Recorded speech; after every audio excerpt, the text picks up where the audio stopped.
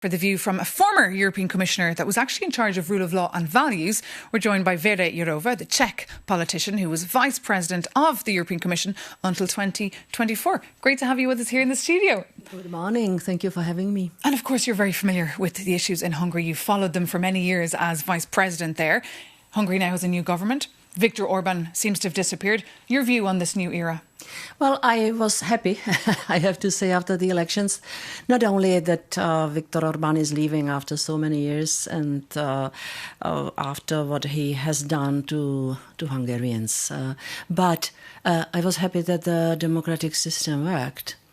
Changing of the guards happened in Budapest. And Péter Magyar, the new Prime Minister, he was here in Brussels. There was a deal struck. He was here on Friday. They managed to unlock the funds, but he has a long list of reforms to do.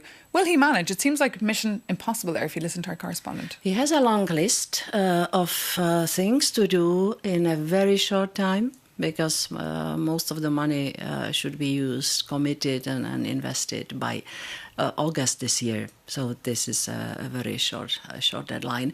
Yes, a long list of things which should not be surprising.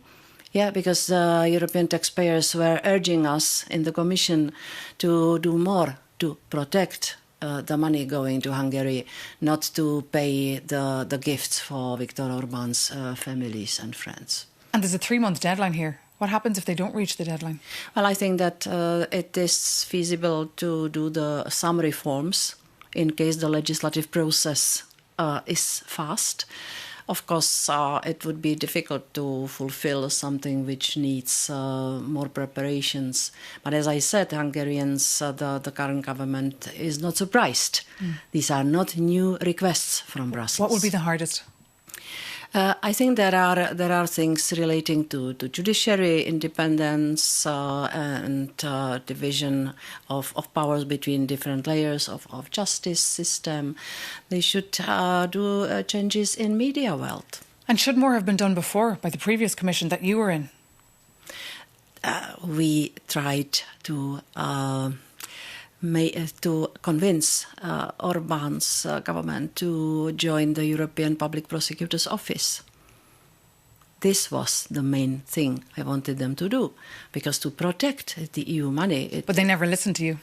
They didn't trust you. They didn't like you. You know, they didn't believe that this will go without any reaction if they didn't join.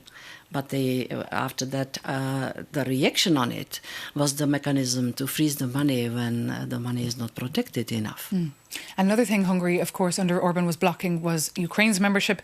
This week, we're seeing Antonio Costa in the Western Balkans trying to put momentum on their potential membership. What is your view here? Who should be the next member to join the European Union? I spoke in recent weeks to many Western Balkan people, and they are fed up to be 20 years in the waiting room. There must be some move. And over time, I see that more and more we need them to join than they need Europe. This is obvious that we need to have courage to grow politically, geographically. We are under big pressure from outside. If you were a commissioner right now, that's my question, what would keep you up at night? What would keep me up at night?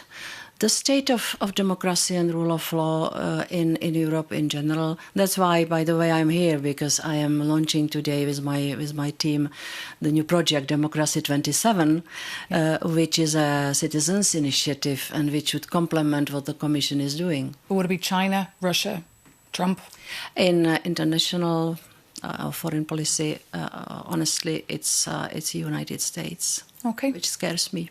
Vera Jourová, thank you so much for coming into us here on Europe Today.